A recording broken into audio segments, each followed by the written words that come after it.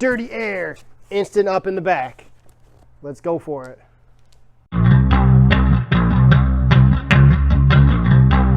All right, first step is to get the air tank and the air pump installed. I got the saddlebags off already, the side covers. I'm gonna pop the seat off, and then I'm gonna install the air tank on this side and the pump on the other side, and then plumb everything and then wire it. Real simple, it's gonna be fast.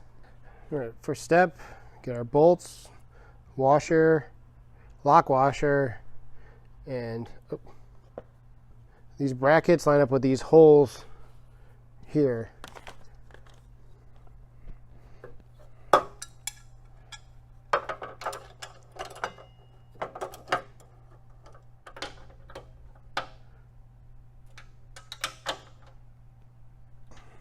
So that's the tank installation. I'm gonna jump around to the other side and put the pump on.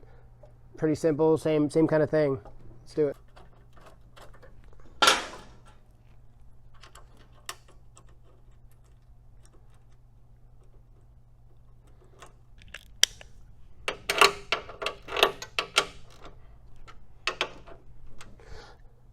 We can articulate this a little bit as of right now.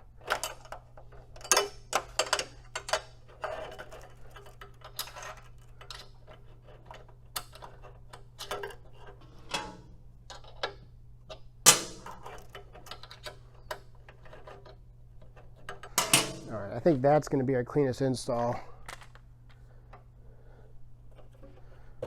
Get some zip ties on here, and tighten this down. So that's a compression fitting. We don't need any type of thread sealant or anything on this fitting here.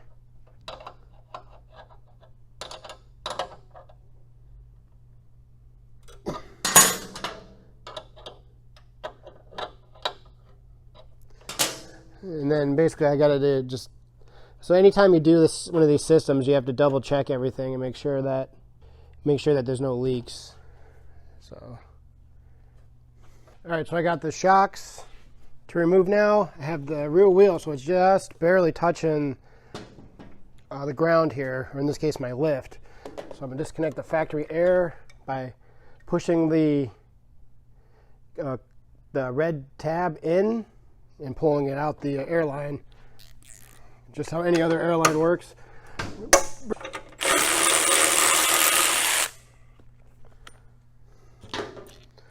All right, now just same thing on the other side here.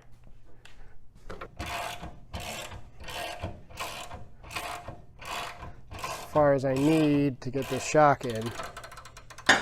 So they recommend blue Loctite, and these I'm going to put a decent amount.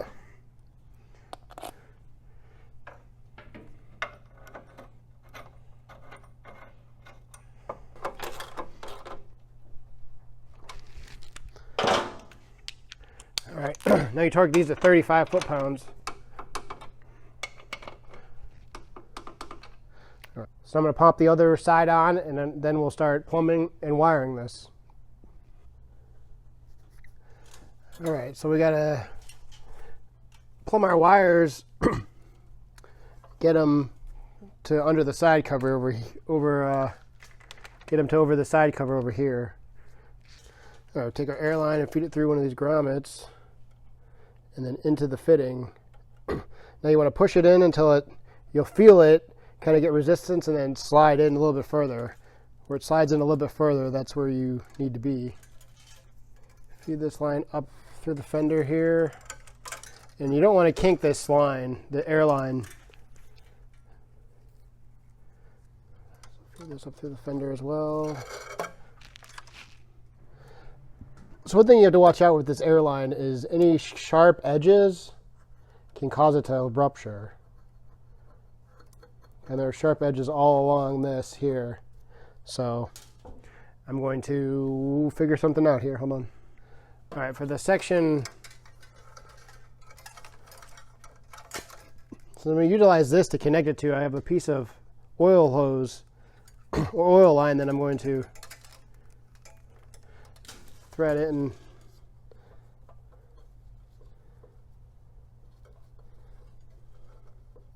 This way This way the airline will be protected from these sharp edges here. So now we have to do our little bit of plumbing. Directions should have a really good picture. So there's air lines that split off and go to a pressure gauge optional, and then another split off that goes to the safety valve. So, and then that goes to the tank, the one we just installed. So what we're going to do is plumb these, have this line go to each one of these shocks, and then up to by the horn where our safety valve is going to be located. Now anytime you cut this line, you want to use a really sharp blade.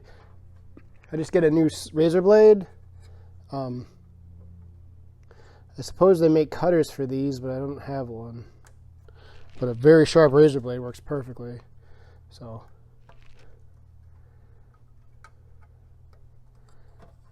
I'm going to go under this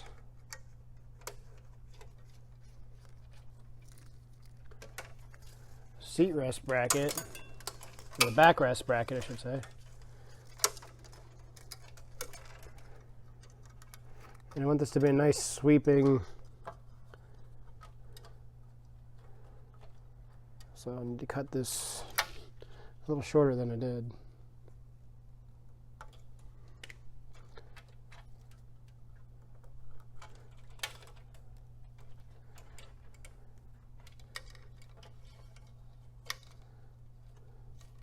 And then I'll connect it to the shock.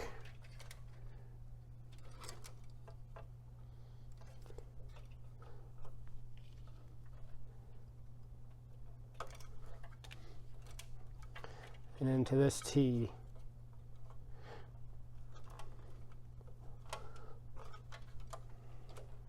It's pretty good. So I don't want these lines to be super tight. I want them to be able to move a little bit in case there's any kind of stress that ever gets put on them.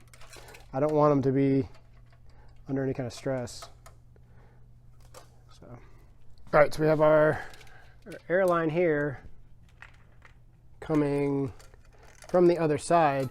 So I need to go up because I'm getting one of those, an AFK switch housing, which is going to go right above here. So all my safety valve up and down on the air ride, a switch for the lighting kit I'm putting on, and also for the center stand up and down.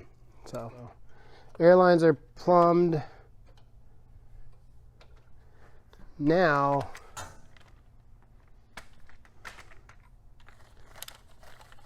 we have an issue with our pump here hitting. So maybe I am going to have to use this bracket, spacer bracket, because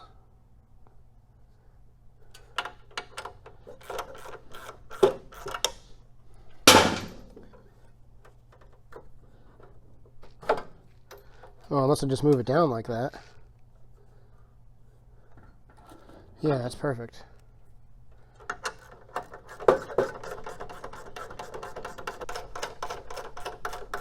We're slightly contacting the muffler, and I don't want that because it'll make a noise.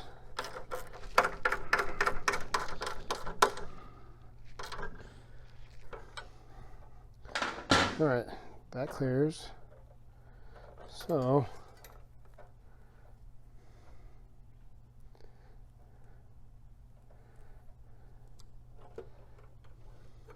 another little thing that I do is I'm going to leave the stock airlines for this. So I'm going to let the customer know that I left this. So if any part of the system ever goes, you can't really drive this air ride system if the air ride doesn't have any air, if it's slammed all the way down. So how you get around that, or what can save the day, is being able to connect the stock setup here. That way, you know, say your pump blows, or your one of the valves blow or something, or the line blows. If the line blows, you could probably fix it, but I've had people call me on the side of the road before, and they say that they're stuck because you know, either the pump won't turn on or, you know, for a variety of reasons. So leaving this so they can just plug that in because it's the same 5/32 hose. So I got my I got the relay installed under here. Keep everything nice. All the wires can be under here. It's gonna be a real nice clean installation. So now I just gotta make my solder connections. We have our white from the relay goes to the yellow from the switch there. So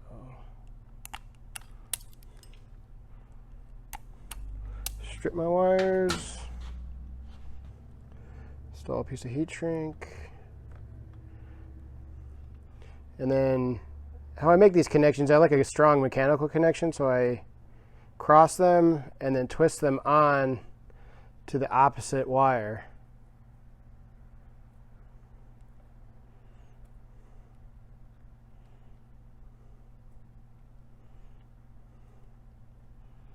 And then makes a good strong mechanical connection.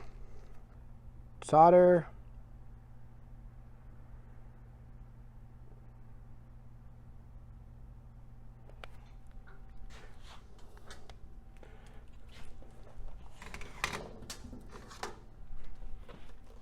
And then move my heat shrink over.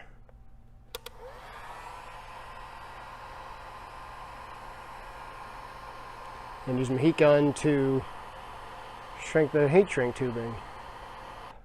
Power from the relay to the actual pump, and I have that here, so gonna make that connection.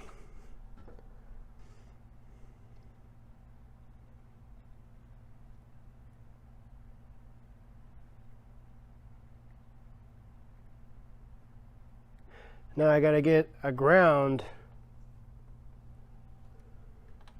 for the pump up under here so I can ground it with everything else. So I need a wire. And then now is going to be a good point for me to connect these grounds. So this under here is a 10 millimeter nut.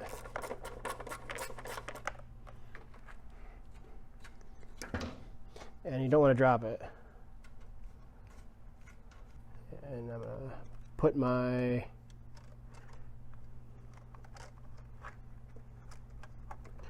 grounds all on this ground, the ground strap.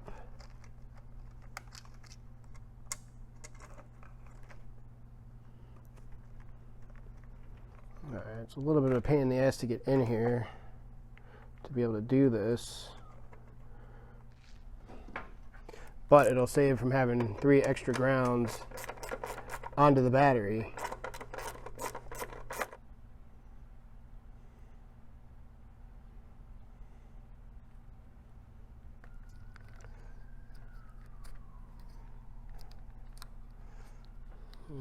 Install the heat shrink.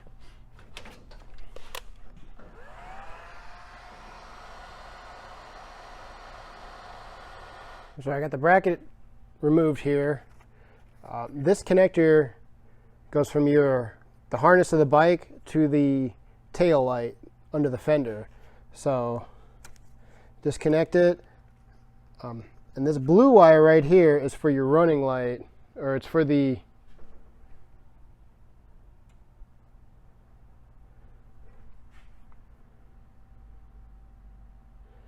running light or the tip light of the fender. So you just need to pop this off, and then I have a little tool to disconnect the connector and depin it here. I'll have to make a video on how to depin this, but so you just kind of like that, and then I'm gonna trim the sheathing here. And what I'm gonna do is take my wire splitters, or wire strippers, and strip it down a little ways, and then take my razor blade and remove a section of this.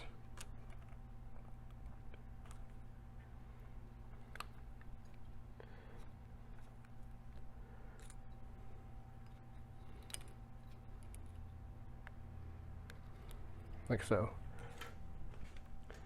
And then now I need to connect this blue wire to that, but I'm going to splice into it and bring it over to here because I also need to make a connection that goes to the switch at the same time.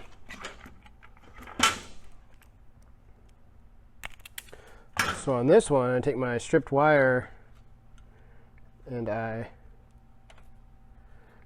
will just wrap it around like so. And I want to leave the connector on.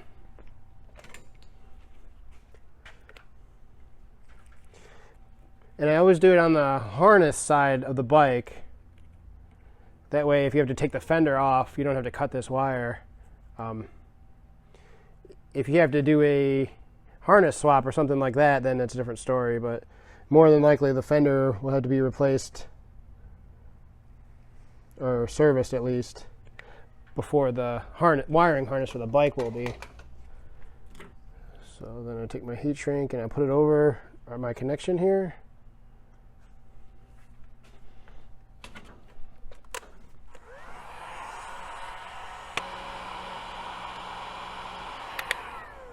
Like so.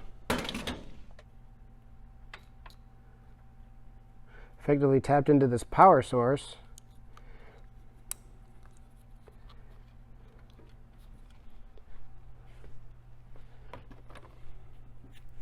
And then I'll use some of this Tessa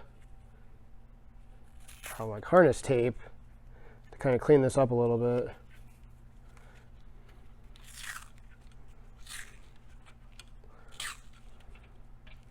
Just tape it down to where I spliced. Plug this back in. And now it's a good idea to make sure your running light and everything still works. So yeah, we're good. Alright, this thing is going to go back on.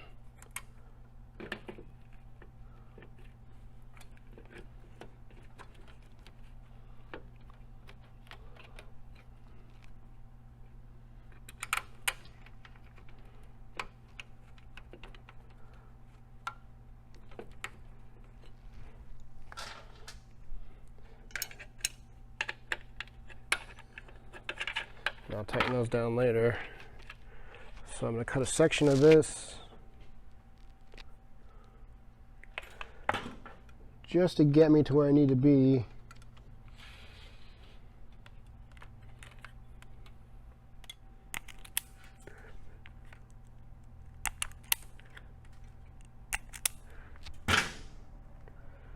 So here I'm going to tie these two blues together. Tie these two blues together and then tie an extra piece that's going to go up to my switch once I get the housing.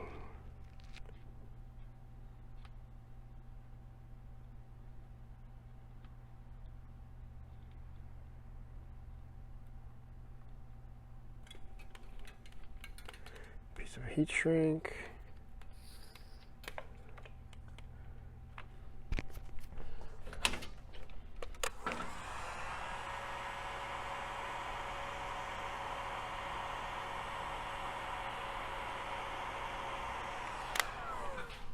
Alright, I attached my blow-off valve to my extra piece of air hose here.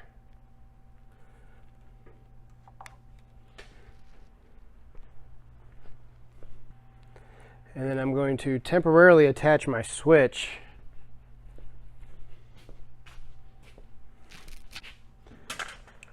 just so I can articulate the air ride here, because the switch housing I'm waiting on still.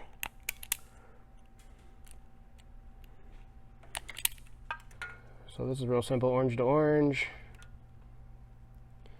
red to red, and then blue to blue. So just temporarily, I'm going to put some tape on these connections so I don't catch a short. Once I get the switch housing, I will dial it all in. Or make good solder connections here and run the wires nice and neat. Now the last step is to install the power wire on the positive terminal of the battery.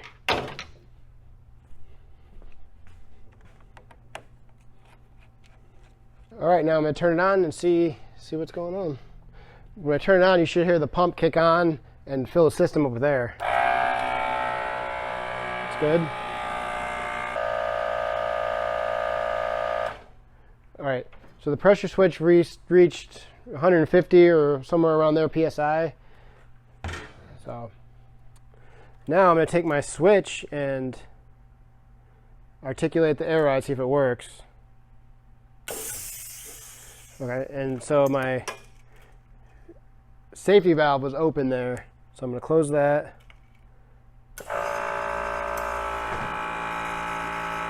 And yeah, it worked.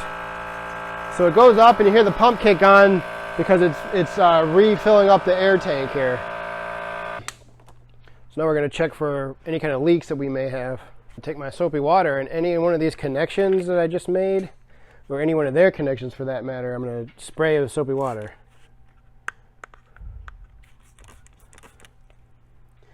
And if any leak, it will bubble. That appears to be good. And we can see this connection here. No bubbles.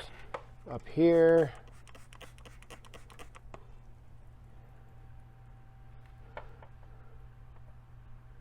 No bubbles.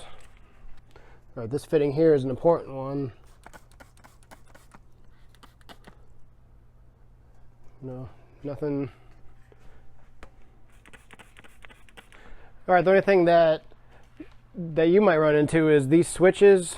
So you have the switches, the electrical switches, and the shutoff valve would go into these holes under here. And then that's where you would mount them. So I don't have that option here. So, and the thing doesn't work unless the bike is on.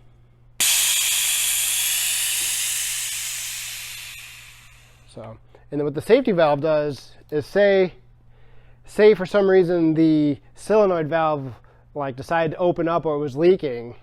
In a normal circumstance, the bike would raise up and fall.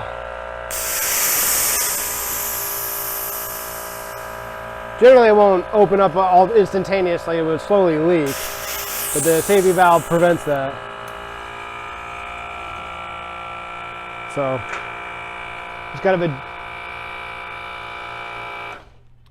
we just got to adjust our axle, and we're good to go. So, thanks for watching the video. If you like it, leave a comment and subscribe. Hit that like button, and let me know what you want to see next. Do a lot of cool stuff here. This dirty air system was real fun, real simple, and you kind of can't go wrong with dirty air. Their quality is top notch, and their instructions are really nice too. Most companies, you don't even get barely instructions. So Dirty Air is one of the better companies to work for. So thanks everybody for checking us out, and ride safe.